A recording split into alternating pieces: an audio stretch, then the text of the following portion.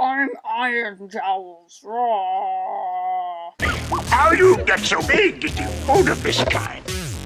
Hello, got another review for you today. Again, we are exploring a junior novel series. This is for Adventures in Wildspace, specifically the first two entries into Adventures in Wildspace, which is The Escape and this one right here, The Snare. These are both written by Cavan Scott. Other books in the series, such as this one, that are written by Tom Huddleston, and the two authors kind of bounce back and forth, but the ones we're talking about today are by Scott. So the series is about Lina and Milo Graff. They're two kids who find themselves alone on the edges of the galaxy.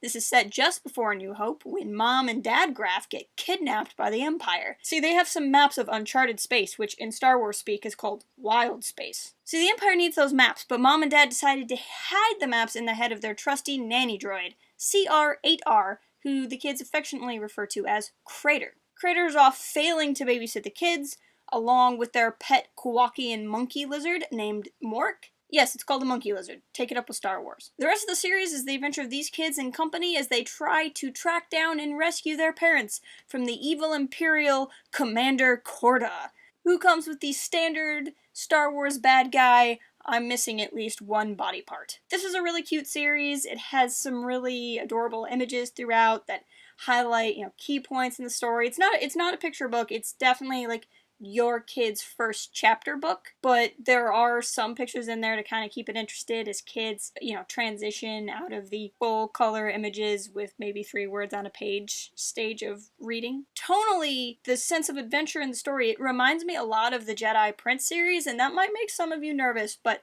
this is not really like the series that brought us Triclops and Trioculus, unless they're the same character. I honestly never understood what was going on in that series at all. It's like that. It has that same, I'm just a kid and I'm gonna make my way in the universe kind of mentality, but what this series does really well is it doesn't really tie into anything in the Star Wars universe, and that might sound like a strange compliment, but I think it is a very strong pro for the series. The bad guy's an Imperial, he has stormtroopers, there's TIE fighters, people talk about Darth Vader, but if your kid, know Star Wars because they've played the Lego games, but they don't really know the lore, and you want to get them into Star Wars, but you're worried that they'll understand what's going on, this is a really good series because they don't have to know. This is just two kids on their way to find their parents, and if they didn't know what Star Wars was, they could still read this book. Now, the core of the story is actually the bond between the two siblings, Lina and Milo.